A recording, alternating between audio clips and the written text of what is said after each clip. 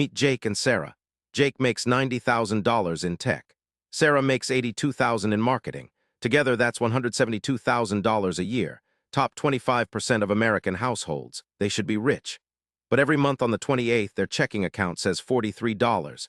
Meanwhile, back in 1973, a guy named Tom worked one job, owned a house, raised 2 kids, and had more spending money than Jake and Sarah do today. This isn't about earning more. This is about an entire generation getting tricked into bidding against themselves. Let's start with Tom. One job, insurance company, making about $78,000 in today's dollars. His wife Susan stays home with 2 kids. Mortgage, $10,700 a year. Health insurance, $2,100. One car. Total fixed costs around $42,000. After everything, they had $36,400 left to spend however they wanted. Now meet the modern version. Both working. Combined income $167,000. That's 75% more than Tom. Sounds amazing, right? Except the mortgage jumped 76%. Health insurance up 74%. They need 2 cars. Daycare costs $5,300. And because both incomes stack together for taxes, they're in a higher bracket. After fixed costs, they have $800 less per year than Tom did. 2 paychecks. 75% more income. Less money to actually live on.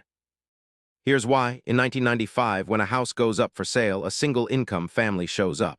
The bank says you can borrow 4 times your salary. Then a dual-income couple pulls up. The bank says you can borrow against both paychecks. Their ceiling is double. The seller picks the higher bid, obviously. Now repeat that in every neighborhood for 30 years. When every buyer can borrow twice as much, prices double. The second paycheck didn't make families richer. It made houses more expensive. It gets worse. 2 identical houses. Same size, same year. One is in a good school district, the other average. The price difference? Up to $100,000. A $100,000 surcharge for a free public school. And every dual-income family is fighting for the same zip code, bidding each other up even higher. In 1973, child care cost $0. Mom was home. Today, the national average is $13,128 per child per year. For infants, over $19,000. In 28 states, daycare now costs more than college tuition. Let that sink in. It costs more to send a 1-year-old to daycare than an 18-year-old to university. Let's follow Sarah's $82,000. Taxes take it down to $54,000.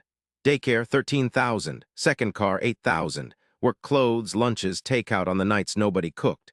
The actual cash or paycheck adds to the family, under $12,000 a year. For 40 hours a week, that's about $8 an hour. She's working full-time to net minimum wage.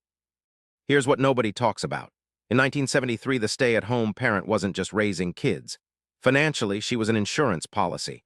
Dad loses his job, mom goes to work, emergency hits, there's a backup engine. Today, both engines are already running at full speed. Both incomes are committed to fixed costs. If either person loses their job, the mortgage doesn't get paid next month. Twice the risk. 0 backup, that's the real trap. This isn't just theory. A 2019 Census Bureau study found that 2-earner couples are 10% more likely to file bankruptcy than single-earner households with the same income. Same education, same demographics. The difference?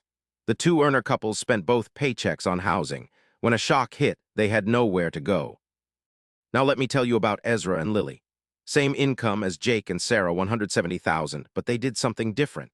The bank approved them for $700,000. They said no. Bought a $380,000 house instead. Their mortgage fits inside one paycheck. Every month, Lily's entire salary goes into index funds. 10 years later, they have $550,000 invested. And when Lily wanted to quit a toxic job, she did. No panic. No debt, no discussion needed.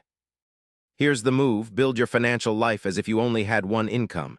Don't quit your job. Just structure your fixed costs, mortgage, cars, insurance, daycare to fit inside one paycheck. The second paycheck becomes your wealth engine. The rule: housing costs no more than 28% of one income, not combined. 1. If the math doesn't work, the house is too expensive. Doesn't matter what the bank approved. The 2-income trap isn't about income, it's about flexibility. Tom in 1973 had less money but more margin.